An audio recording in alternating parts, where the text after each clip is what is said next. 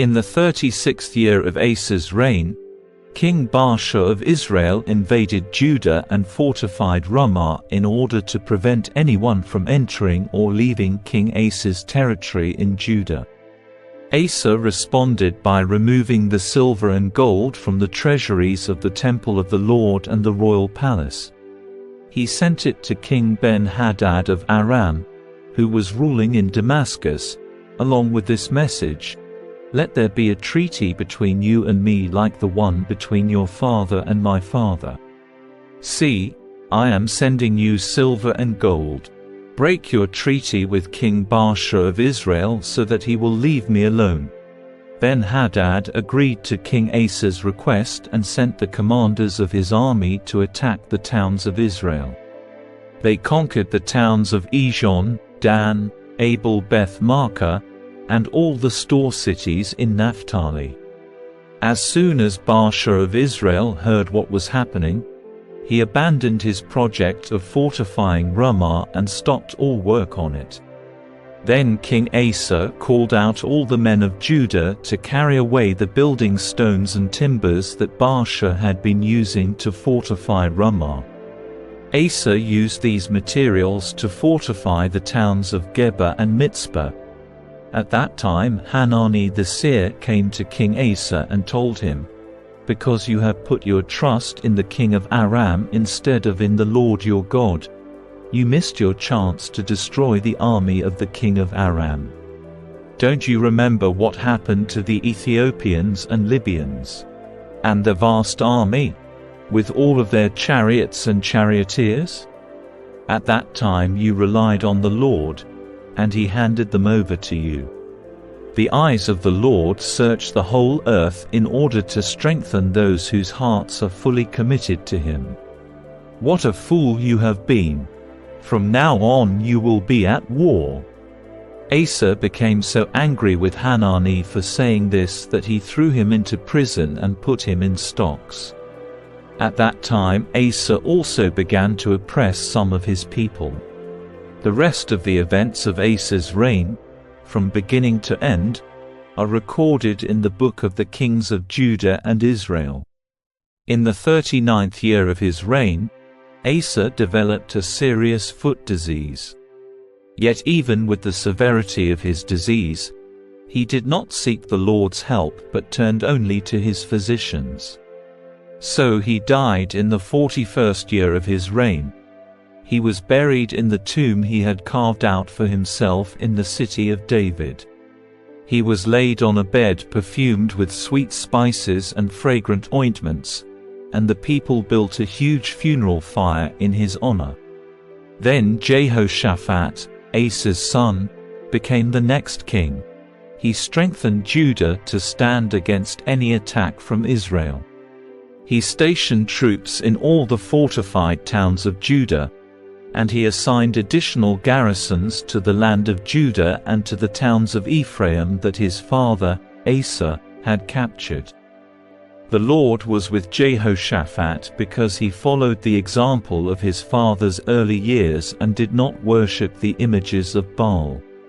He sought his father's God and obeyed his commands instead of following the evil practices of the kingdom of Israel. So the Lord established Jehoshaphat's control over the kingdom of Judah. All the people of Judah brought gifts to Jehoshaphat, so he became very wealthy and highly esteemed. He was deeply committed to the ways of the Lord. He removed the pagan shrines and Asherah poles from Judah. In the 3rd year of his reign, Jehoshaphat sent his officials to teach in all the towns of Judah. These officials included Ben-Hail, Obadiah, Zechariah, Nethanel, and Micaiah.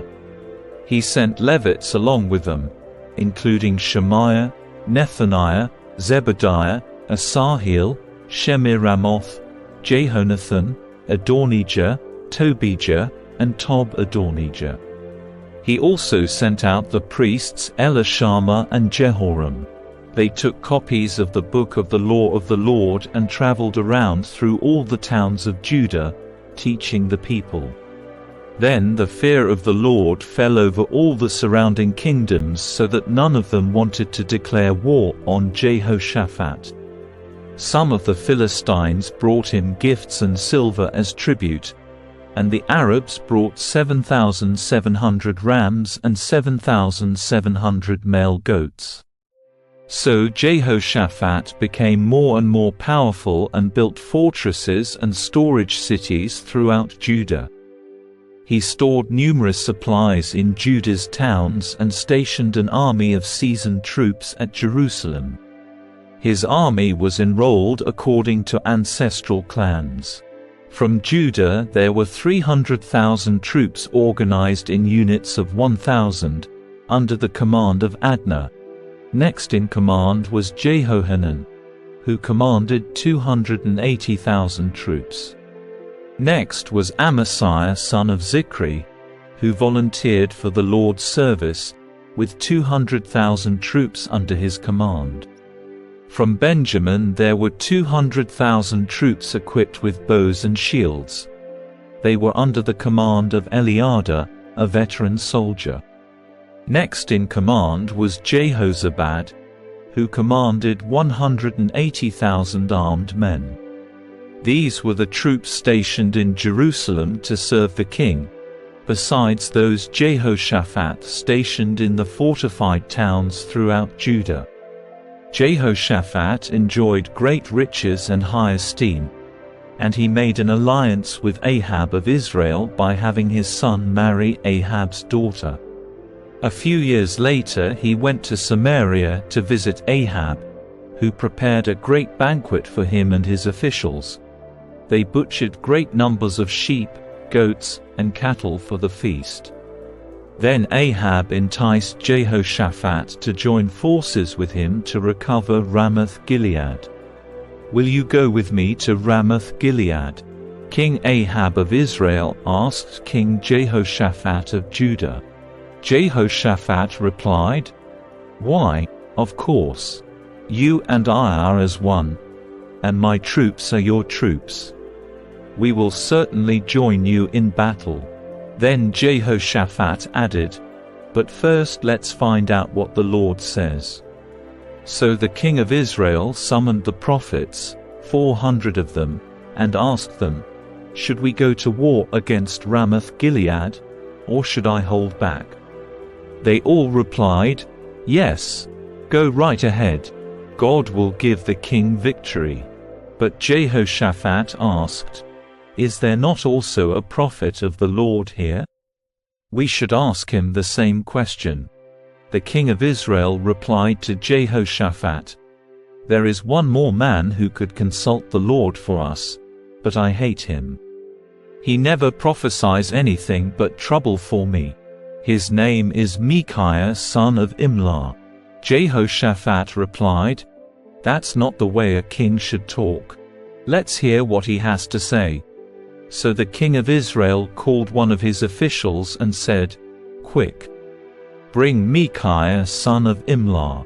King Ahab of Israel and King Jehoshaphat of Judah, dressed in their royal robes, were sitting on thrones at the threshing floor near the gate of Samaria. All of Ahab's prophets were prophesying there in front of them. One of them, Zedekiah son of Kenana, made some iron horns and proclaimed, "This is what the Lord says.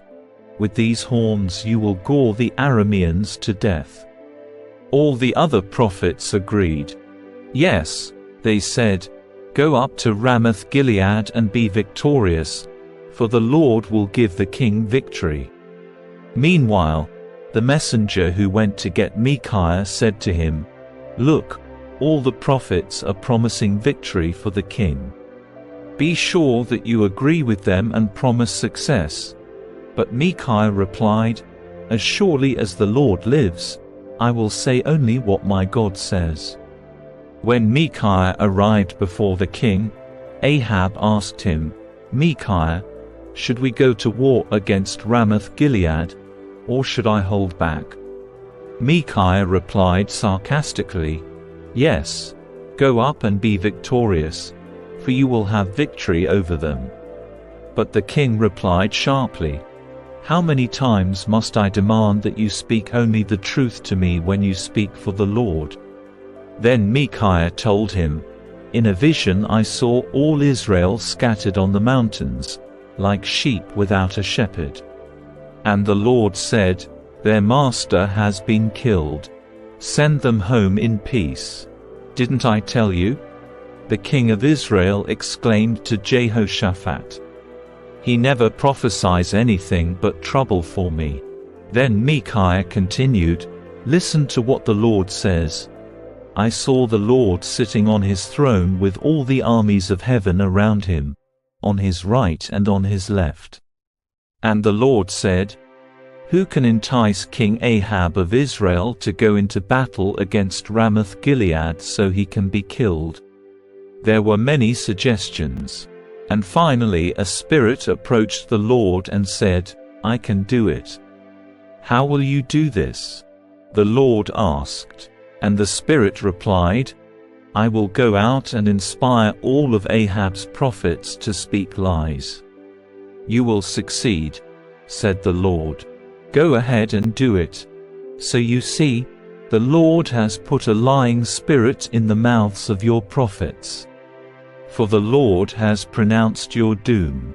Then Zedekiah son of Kenaanah walked up to Micaiah and slapped him across the face. "Since when did the Spirit of the Lord leave me to speak to you?" he demanded. And Micaiah replied, "You will find out soon enough when you are trying to hide in some secret room." "Arrest him," the king of Israel ordered.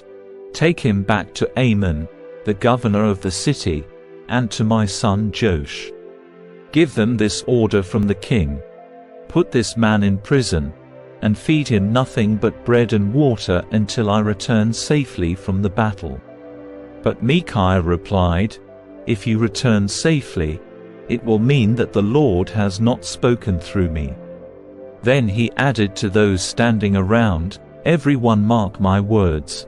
So King Ahab of Israel and King Jehoshaphat of Judah led their armies against Ramoth-Gilead.